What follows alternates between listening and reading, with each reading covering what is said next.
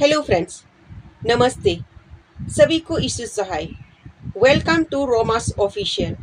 आज के पवित्र वचन है उत्पत्ति 4 अध्याय 1 से 26 और उत्पत्ति 5 अध्याय 1 से 32। आज के पवित्र वचन आरंभ है। आज के पवित्र वचन का विषय है कैन और हाबिल। जब आदम अपने पत्नी हवा के पास गया तब उसने गर्भवती होकर कैन को जन्म दिया और कहा, मैंने यहोवा के सहायता से एक पुरुष पाया है। फिर उसने उससे भाई हाबिल को भी जन्म दिया। हाबिल भेड़ बकरियां का चरवा बन गया, परंतु कैन भूमि पर खेती करने वाले किसान बना। कुछ दिनों के पश्चात कैन यहोवा के पास भूमि की उपज लेने से कुछ भेड़ ले आया और हाबिल भी अपने भेड़ बकरियां के कोई एक पहले बच्चे भेंट चढ़ाने के लिए और उनके चरवी भेंट चढ़ाई। तब यहोवा ने हाबिल और उनके भेंट को तो ग्रहण किया, परंतु कैन के उसके भेंट को उन्होंने ग्रहण न किया। तब कैन अति क्रोधित हुआ और उनके मुंह पर उदासी छा गया। तब यहोवा ने कैन से कहा, तू क्यों क्रोधित हुआ और तेरे मुंह पर उदासी क्यों छा गया है? यदि तू भूल करे तो क्या तेरे भेंट ग्रहण न किया जाएगी? और यदि तू भूला न करे तो पाप द्वार पर छिपा रहता है और उसकी लालसा तेरे और होगी और तुझे इस पर प्रभुत्व करनी है। तब कैन ने अपने भाई हाबिल से कुछ कहा और वे मैदान में थे। तब कैन ने अपने भाई हाबिल पर चढ़कर उसे घात किया। तब यहोवा ने कैन से पूछा, तेरे भाई हाबिल कहाँ है? उसने कहा, मालूम नहीं, मैं क्या अपने भाई की रखवाला हूँ? उसने कहा, तूने क्या किया है? तेरे भाई का लहू भूमि से मेरे और चिल्ला कर मेरे दुहाई दे रहा है।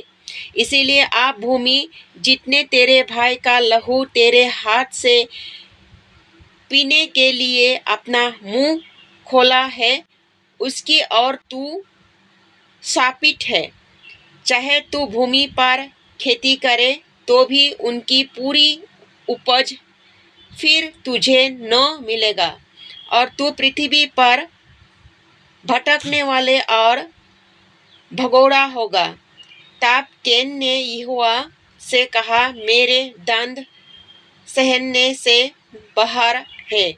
देख, तूने आज के दिन मुझे भूमि पर से निकाला है और मैं तेरे दृष्टि को आंध में रहूंगा और पृथ्वी पर भटकने वाले और भगोड़ा रहूंगा और जो कोई मुझे पाएगा मुझे घात करेगा। इस कारण यहोवा ने उससे कहा, जो कोई कैन को घात करेगा उससे 7 गुना बदला लिया जाएगा।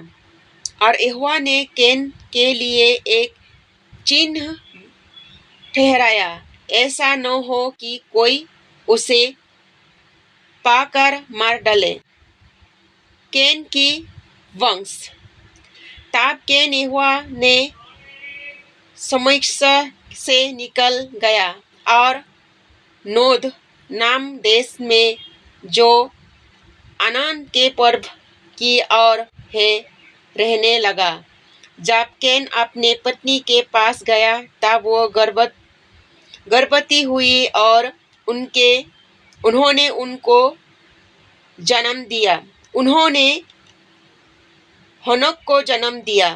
फिर कैन ने एक नगर बसाया और उस नगर का नाम अपने पुत्रों के नाम पर हनोक रखा। हनोक से इधर उत्पन्न हुआ और इराद से मोहयालै उत्पन्न हुआ और मुहालय से मतुसालय और मतुसालय से लेमेक उत्पन्न हुआ। लेमेक ने 2 स्त्रियां ब्याह ली, जिनमें से एक का नाम आदा और दूसरी का नाम सिल्ला था। आदा ने यावल को जन्म दिया।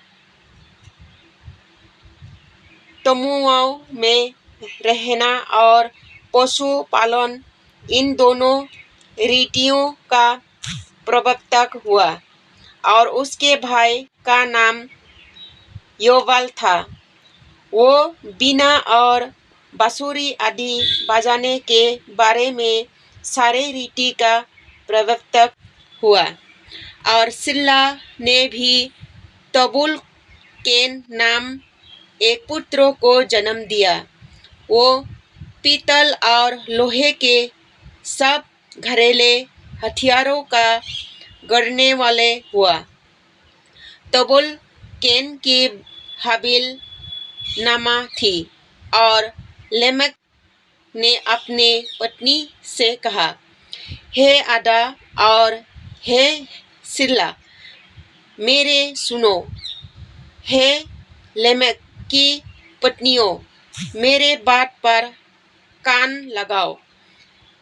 मैंने एक पुरुष को जो मुझे चोट लगाया था, अर्थात एक जवान को जो मुझे घायल करता था, घात किया है।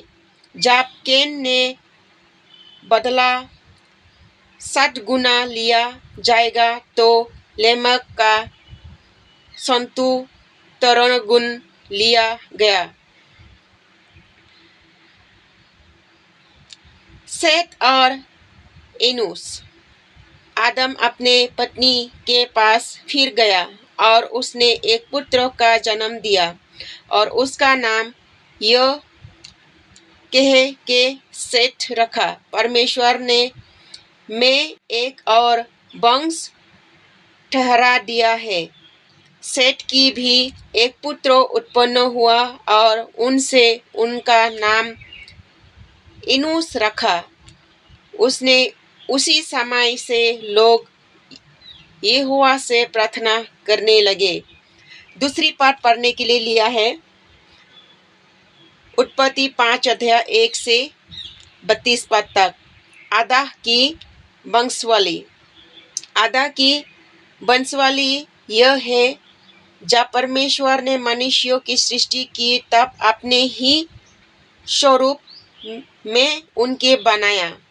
उसने नर और नारी करने मनुष्यों को सृष्टि की और उन्हें आशीष दी, और उनकी सृष्टि के दिन उनका नाम आदम रखा। तब आदम 130 वर्ष का हुआ।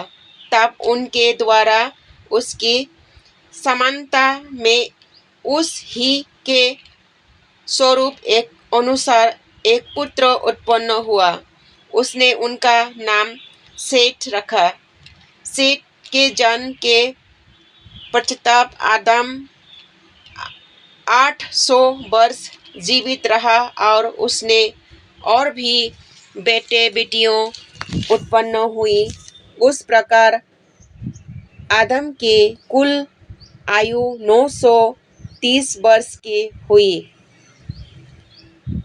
उसके बाद वो मर गया। जब सेत 105 वर्ष का हुआ, तब उसने एनोस का जन्म हुआ। एनोस के जन्म के पश्चात सेत 860 वर्ष जीवित रहा, और उसके और भी बेटा बेटी उत्पन्न हुई। इस प्रकार सेत की कुल आयु 912 वर्ष की हुई। उसके बाद वो मर गया। जब एनोस 90 वर्ष के हुआ, तब उसने केन का जन्म हुआ। केन के जन्म के पश्चात एनोस 815 वर्ष जीवित रहा, और उसके और भी बेटा बेटियां उत्पन्न हुई। उस प्रकार एनोस के कुल आयु 5 वर्ष की हुई। उसके बाद वो मर गया। जब केनान 70 वर्ष की हुआ तब उससे महललेल का जन्म हुआ। महललेल के जन्म के पश्चात केनान 840 वर्ष जीवित रहा और उसके और बेटा बेटियां उत्पन्न हुई। इस प्रकार केनान को कुल आयु 910 वर्ष की हुई। उसके बाद वो मर गया। जब महललेल 65 वर्ष का हुआ तब उससे येरेद का जन्म हुआ। येरेद के जन्म के पश्चात महललेल 830 वर्ष जीवित रहा और उसके और बेटा बेटियां उत्पन्न हुई। इस प्रकार महललेल की कुल आयु 895 वर्ष की हुई। उसके बाद वो मर गया।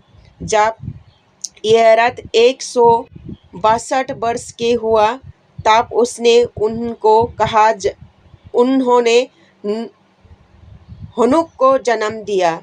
हनोक के जन्म के पश्चात येरेद 800 वर्ष जीवित रहा और उसके और भी बेटा बेटियां पैदा हुई।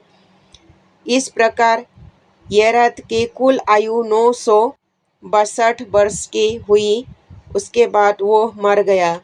जब हनोक 65 वर्ष की हुआ तब उसने मतूशल का जन्म हुआ।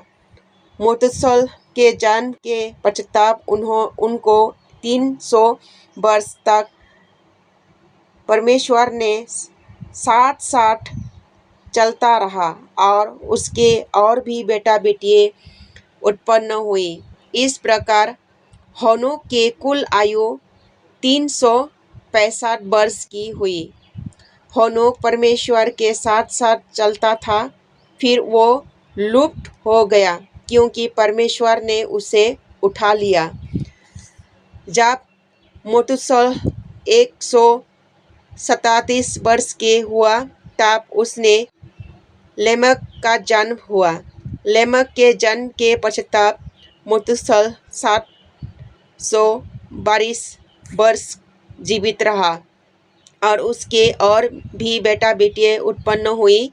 इस प्रकार मतूशल को कुल आयु 959 वर्ष की हुई। उसके बाद वो मर गया। जब लेमेक 142 वर्ष के हुआ तब उनसे एक पुत्र का जन्म हुआ। उसने ये कहकर उनका नाम नूह रखा, यहोवा ने जो पृथ्वी को श्रापित दिया है उसके विषय ये लड़का हमारे काम में और उस कठिन परिश्रम में जो हम करते हैं हमको शक्ति देगा। नूह ने जन्म के पश्चात लेमेक 555 वर्ष जीवित रहा और उसके और भी बेटा बेटियां उत्पन्न हुई। उस प्रकार लेमेक की कुल आयु 777 वर्ष की हुई। उसके बाद वो मर गया। और नूह 500 वर्ष का हुआ और नूह से शेम और हम और येपेत का जन्म हुआ। यही परमेश्वर का